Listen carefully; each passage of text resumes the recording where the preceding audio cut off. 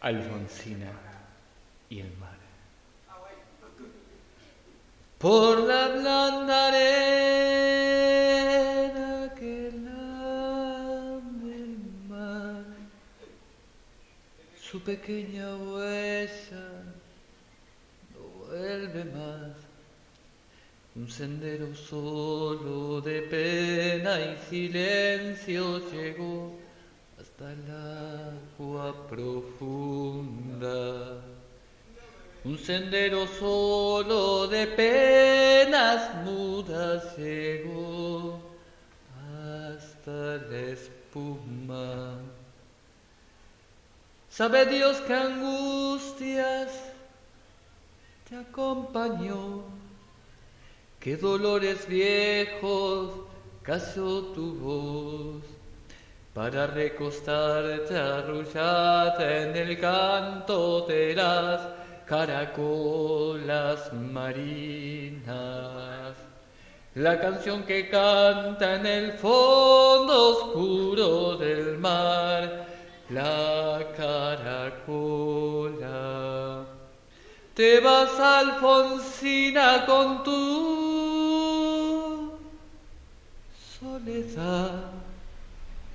¿Qué poemas nuevos fuiste a buscar? Una voz antigua de viento y de sal te requiebra el alma y la está llevando.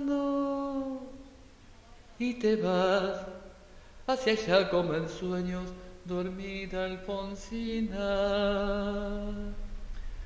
vestida de mar.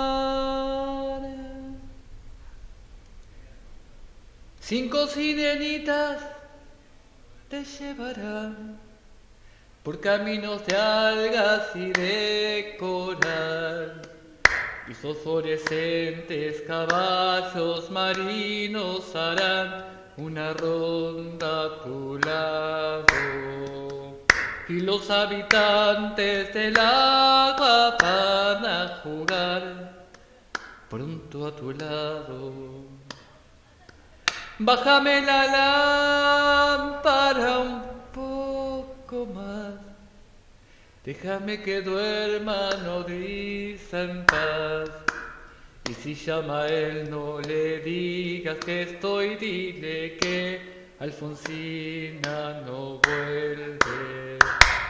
Y si llama a él, no le digas nunca que estoy, di que me hizo. Te vas, Alfonsina, con tu soledad.